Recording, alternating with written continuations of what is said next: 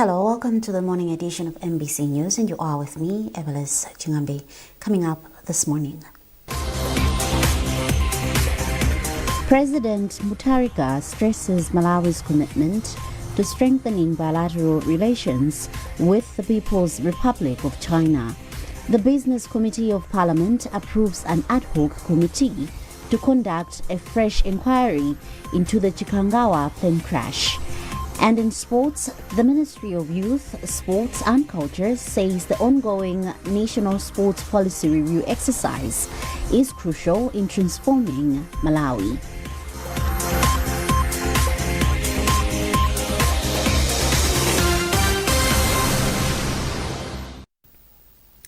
Thank you for joining us. Now the news in detail.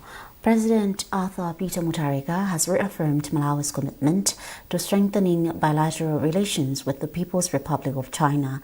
He made these remarks at Kamuzu Palace during a courtesy call from the Chinese ambassador to Malawi, Lu Xu. Mai Ntumodzi reports.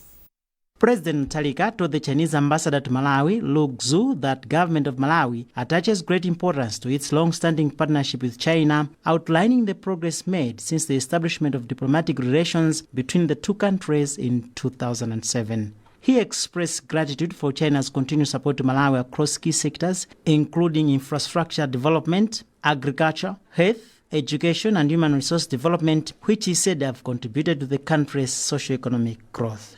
Professor Mutharika further outlined his administration's priorities, emphasizing economic recovery, job creation, especially for young people, and improved service delivery as central to his development agenda. He said that in the short term, his government is focusing on addressing challenges under the 4Fs and M framework, which includes food security, fertilizer availability, foreign exchange reserves, fuel and medicines, with a commitment to deliver tangible results within the first 12 months. The president also called for deeper cooperation between Malawi and China in key sectors such as mining, energy, irrigation, mechanization and agro-processing, while encouraging Chinese investors to explore opportunities in manufacturing and tourism. The Malawi leader emphasized Malawi's commitment to the One China policy and expressed readiness to benefit from initiatives such as the Forum of China-Africa Cooperation and the Belt and Road Initiative aimed at enhancing economic cooperation and people-to-people exchanges. Speaking after the meeting, Ambassador Lu Xu said the discussions focused on strengthening bilateral relations between the two countries, with both sides exchanging views on how best to enhance practical cooperation for mutual benefit. Mai Ntumodzi, MBC News, Lilongwe. First Lady, Madam Professor Gertrude Mutharika, says the digital revolution has turned digital literacy into a necessity and not an option. She made the remarks at the White House in Washington, D.C., United States of America, during the inaugural Fostering the Future Together Global Coalition Summit. Details on this report by Mai Ntumodzi. In her keynote address titled Strides in Education, Science and Technology, the Case of Malawi, First Lady Madam Professor Gertrude Mutharika highlighted the success of the Building Education Foundations through Innovation and Technology BEFIT program, which Malawi has been implementing since 2023. She told her counterparts and delegates to the summit that the BEFIT program is a national initiative designed to transform early grade education through safe, inclusive and personalized digital learning. The BEFIT program is a national initiative designed to transform early grade education through safe, inclusive, and personalized digital learning. At the heart of this program is an innovative tablet-enabled learning system which is self-paced. The technology allows the children to learn through structured and engaging lessons in literacy and numeracy. To ensure accessibility, even in the most remote communities, the program uses solar-powered systems, which have been installed directly in all implementing schools. The First Lady said the goal is to ensure that 3.8 million children in early primary grades gain the foundational literacy and numeracy skills they need to succeed in a modern world. Our goal is to ensure that 3.8 million children in early primary grades gain the foundational literacy and numeracy skills they need to succeed in a modern world. And also to ensure leveling the playing field by engaging the children in both urban and rural communities. The impact of this program is very encouraging. There is a significant rise in school enrollment because children are excited to learn. For many of our learners, the BFIT tablet is their first window into the modern world. On her part, First Lady of the USA, Melania Trump, urged nations to accelerate efforts that can positively impact progress and foster a brighter future for children around the world. Our coalition's mission is to empower children by providing greater access to technology and education. This is a historic moment in time. Our key driver to cultivate the skills young people need to be successful in this rapidly evolving world. Fostering the future together will achieve this by creating innovative learning programs, advocating for supportive education policies, sponsoring new tech-focused legislation, and building strong partnerships between the public and private sectors. The inaugural Fostering the Future Together Global Summit was held in Washington, D.C., marking a new era of international cooperation in education technology. Madam Talika attended the summit alongside 45 other first spouses from across the globe on invitation of U.S. First Lady Melania Trump. Maim Tumodzi, MBC News. Speaker of the National Assembly, Samir Suleiman, says the Business Committee of the House has approved an ad hoc committee to conduct a fresh inquiry on the Chikangawa plane crash. Suleiman said the committee composes 4 members from the ruling Democratic Progressive Party, DPP, 3 members from the Malawi Congress Party, MCP, 1 member each from UTM, UDF, PP, and 3 from independent legislators. However, some members expressed dismay over the composition of the committee, saying it does not reflect a fair representation of the membership in the House. This led to the suspension of 2 opposition members who could not comply with the Speaker's order on the matter. Reacting to the development, Leader of the House, Jabi Muhango, said it was unfortunate that the opposition MCP could raise such a concern. Those that were raising the issue about the composition of the inquiry were themselves part of the business committee that decided how the committee was going to be structured. And therefore, the committee has been structured in such a way that it has taken into account the numerical strength of each party in this house, the configuration. So the Democratic Progressive Party, because it's bigger and has got more numbers, has provided 4 names. And these names came from the parties themselves. The Malawi Congress Party that is complaining submitted its own names, 3 of them. And that was the decision of the Business Committee. Then other parties, United Democratic Front, UTM, and PP, because they've got more than 3 members each, were supposed to submit a name each. And they've done, and they're not complaining. Independents, as it were, have got 71 members in this House. They were supposed to provide 3 names. And those ones are at the discretion of the Speaker, and the Speaker decides. Now, what was the consideration? We were looking at the competences of these individuals, skills that these individuals possess. This would be a very specialized inquiry. So we are looking at people that individuals or members that were going to add value in the inquiry. So it was just a matter of picking individuals just because for the sake of picking. No, we wanted to make sure that we're getting that people that would come out of this inquiry with something that would make sense to Malawians. So basically that was the consideration. So I'm surprised that the Malawi Congress Party is complaining. They're complaining about the independence, but the independence fall under the charge of the Speaker. So the Speaker decides. Meanwhile, Leader of Opposition, Simplex Chicholabanda, says MCP has resolved not to participate in the inquiry. Government has achieved an 84% redemption rate under the Farm Import Subsidy Program FISIP in all regions of the country. The Minister of Agriculture, Irrigation and Water Development, Rosa Mbelizi, said this in Parliament when she delivered a ministerial statement on the 2025-2026 growing season FISIP implementation in the country. Belize said the redemption rate achieved this year is a rise from 67% recorded during the same period last season. Peter Smabe reports. Delivering a ministerial statement in the National Assembly, Rose Belize says the FISIP program has achieved a fair distribution of farm inputs this year, with the southern region achieving 86% compared to 38% last year. The eastern region is at 83% compared to 40% last year. The central region is at 84% compared to last year's 80%, and the northern region is standing at 83% compared to 90% last year. Belize says as of 13th March 2026, out of the intended 1.1 million beneficiaries, over 920,000 beneficiaries have redeemed their inputs, achieving an 84% redemption rate. The minister has attributed the successes to the decisive guidance on fair distribution of the FISIP program from President Professor Arthur Peter Mutharika.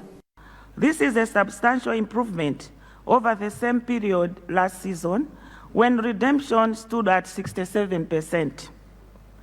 Mr. Speaker, sir, it should be noted very clearly that performance at regional and district levels is much better this year than the last season, as no district this year is below 72% redemption, while last season, same time, 12 districts were below 50%, with at least one, which is the least, I should say, Mulanje district at 27%.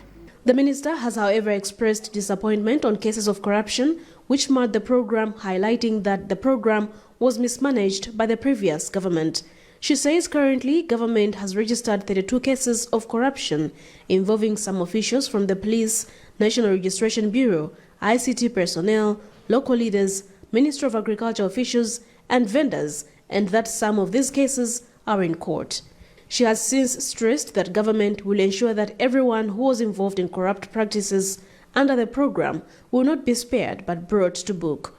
On the other hand, the minister says currently there is an outstanding balance of over 31,000 metric tons of fertilizer, where 4,000 metric tons are from the Eastbridge deal, another 7,000 metric tons from the private sector, and SFFRFM, which used the FISIP budget of 25.5 billion kwacha to procure tobacco intended to be exchanged for over 19,000 metric tons of NPK fertilizer under an agreement signed with Eastbridge Company during the previous regime. She has since added that at present 14 million kilograms of tobacco under the Eastbridge deal is stuck with the Ministry of Agriculture and SFFRFM. Minister of Transport and Public Works, Jabi Muhango, has assured Malawians that road conditions will noticeably improve by December.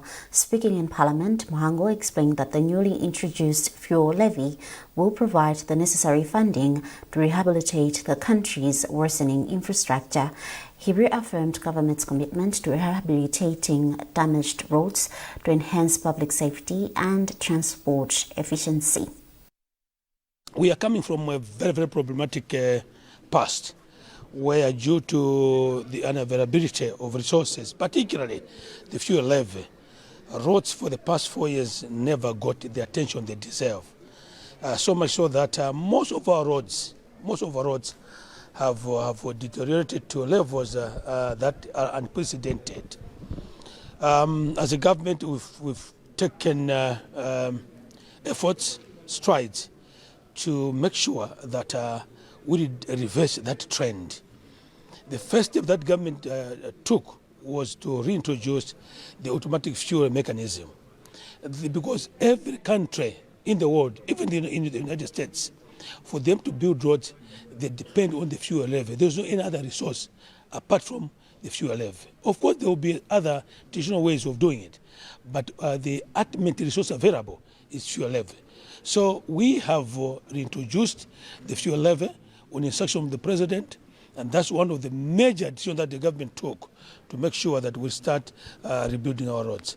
So from now up to December, you see lots of changes in our road management. We want to make sure that most of the roads that have been damaged have been rehabilitated or maintained. The government of Malawi has received a third and final consignment of relief items from the government of Zimbabwe as part of ongoing humanitarian assistance. The latest consignment includes 330 metric tons of maize aimed at supporting food-insecure households and communities affected by the recent heavy rains. Speaking during the handover ceremony, Minister of Foreign Affairs George Chaponda said the donation will go a long way in complementing government's efforts and ensuring that no life is lost to hunger. Details in this report by Jinsis Simoyo. Zimbabwe pledged a humanitarian support package to Malawi following the declaration of a state of disaster in 28 districts by President Professor Arthur Peter Mutharika due to prolonged dry spells that severely impacted food production in the country. The first consignment was delivered on 27 January 2026. Speaking during the handover ceremony of the final consignment, Minister of Foreign Affairs George Chaponda expressed gratitude to the government of Zimbabwe for responding positively to the emergency call. Once the appeal was made by Professor Arthur Peter Mutharika that we have a difficult situation here, they took up the matter, came out with the first consignment, came with the second consignment, and now the third one. We are most grateful. And I'm sure, which is the case, this will deepen further our relationship with the people, the government, and the people of Zimbabwe. Zimbabwe's ambassador to Malawi, Nancy Sangweme, underscored her government's commitment to supporting Malawi during times of need. I know it's going to go a long way in helping the people of Malawi. The people of Malawi and Zimbabwe, we are one family.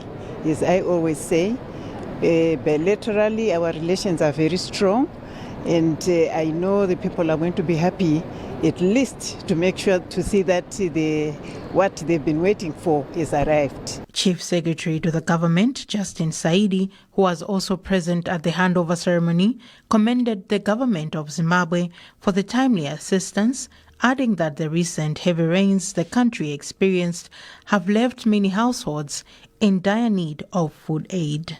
Chinsisi Moyo, MBC News, Lilongwe. You're watching MBC News and you are with me, Evelis Chingambe. A reminder of our top stories. President Mutharika stresses Malawi's commitment to strengthening bilateral relations with the People's Republic of China. The Business Committee of Parliament approves an ad hoc committee to conduct a fresh inquiry into the Chikangawa plane crash. And in sports, the Ministry of Youth, Sports and Culture says the ongoing National Sports Policy Review exercise is crucial in transforming Malawi.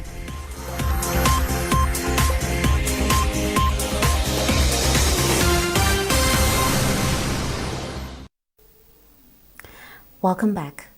Government, through the Accelerating Sustainable and Clean Energy Access Transformation ASEAN project, aims to provide electricity and clean cooking solutions to over 1 million households nationwide within the next 5 years. Speaking at a district executive committee for Mzuzu City Council, Gift Chiwayula, Chief Energy Officer in the Ministry of Energy, announced that implementation is set to begin next month.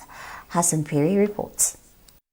In an effort to scale up access to electricity in rural areas across Malawi, the Accent project will electrify over 1 million houses, where ESCOM will electrify over 235,000 with grid connections, while the Ministry of Energy will concentrate on clean cooking solutions for over 800,000 households. Chiwayula said the aim of the meeting in Mzuzu was to update the Northern Region community that the key components of the project is to scale up the number of households with access to electricity, enhance clean cooking solutions, and rectify schools and health facilities across the country. So the Accent project is, we are trying to increase access of electricity and clean cooking services. It will be implemented by ESCOM and Ministry of Energy. ESCOM will be concentrating on grid connections. Their target is 235,000 households by 2030. While the ministry will concentrate much on clean cooking solutions, we are planning to have at least 175,000 households have access to clean cooking solutions, while 811,000 households should have access to solar home systems. Director of Economic Planning and Development from Zuzu City Council, Macmillan Magomero, hailed government for the project, saying it will go a long way in alleviating electricity challenges among ultra-poor Malawians. This is good news, and also when you look at within the components, there's a package of solar issues, there's a package of even laws, there's a package of even targeting the vulnerable, the most ultra-poor people, even the aged ones. So we are very happy across the north in all the districts and the city councils for this project, and we are there to give full support. The Accent project is getting its financial support from the United States of America to the tune of 250 million United States dollars, and is the successor of the MEAP project, which first out in December last year. Hassan Piri, MBC News, Mzuzu. The Pediatrics and Child Health Association, PACHA, and the Ministry of Health have unveiled a partnership with the German-based health organization Elskrona to promote child health in Malawi through the establishment of the Malawi Child Health Center. The partnership aims to support the country's health goals, which are aligned with the Sustainable Development Goals. Speaking in an interview with Embassy, Dr. Tushen Bitsa, who is responsible for humanitarian funding, said the partnership is founded on strong commitment to improve children's health worldwide. In her remarks, President of the Pediatric Child Health Association in Malawi, Dr. Jessica Chigwana, described the partnership as a milestone in the promotion of child health in Malawi. Supported Malawi since 12 years with project, but since a few years we support especially child health, and today is a very important day because the Elskrona Center, the EKC, is officially launched, and also the tandem professorships. This is the first global child health center.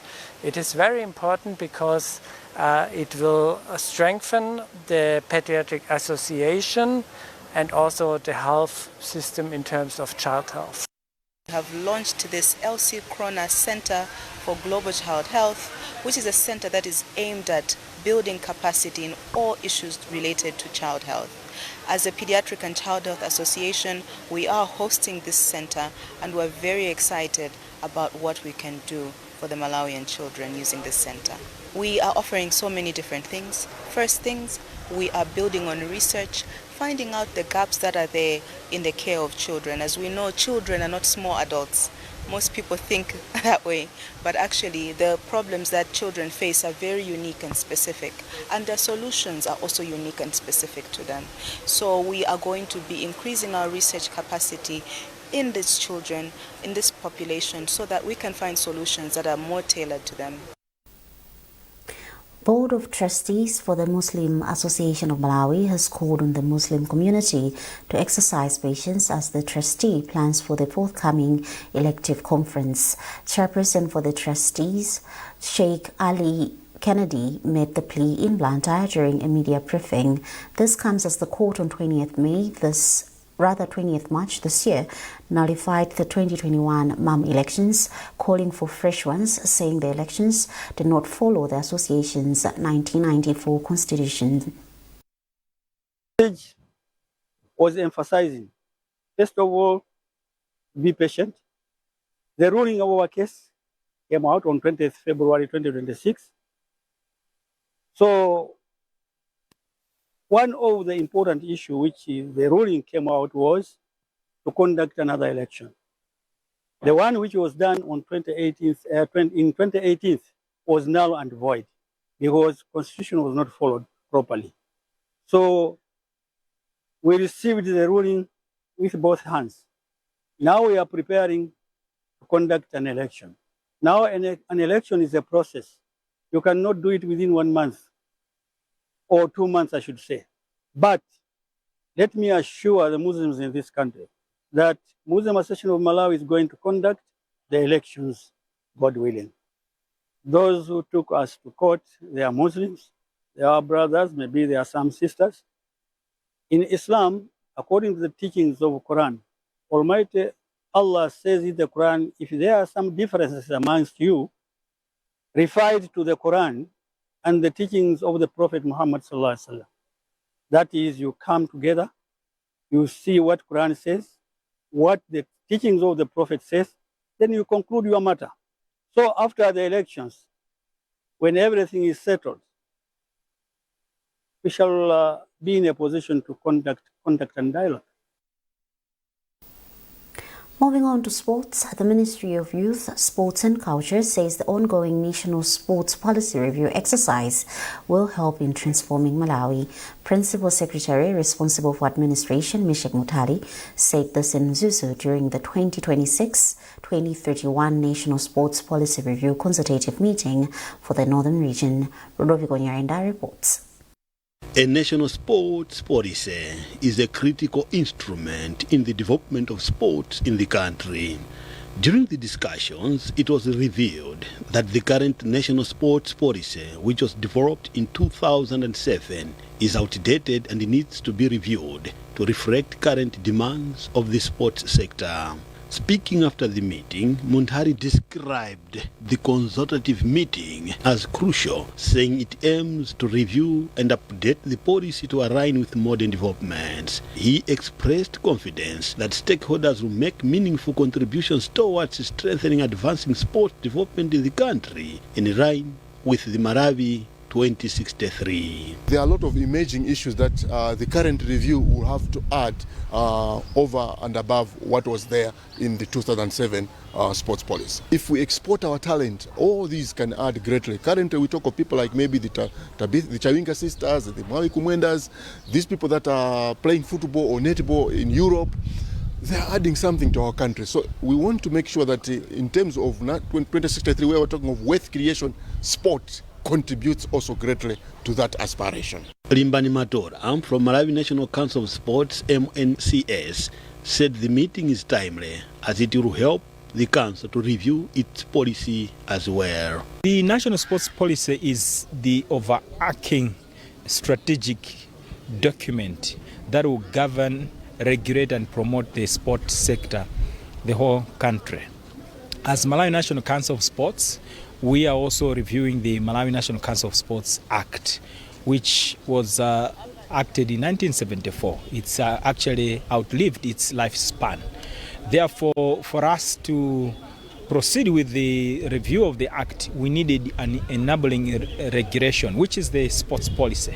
The Ministry of Youth, Sports and Culture, in collaboration with the Malawi National Council of Sports and other stakeholders, is expected to conduct similar consultative meetings in other regions across the country. The 2026-2031 National Sports Policy Review meeting brought together officials from various sports disciplines and the departments in the ministry. Rudoviko Nyarenda, MBC News, Muzuzu.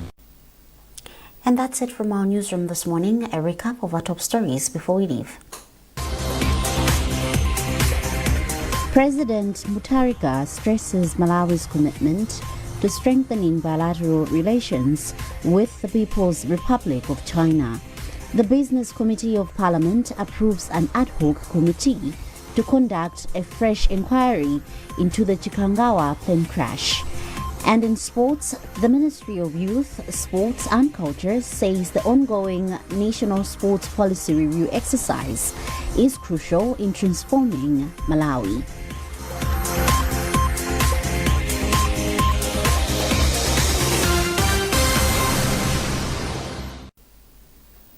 For more updates, visit MBC Digital on Facebook, X and Instagram. You've been with me, Evelis Chingambe. Thanks for watching and good morning.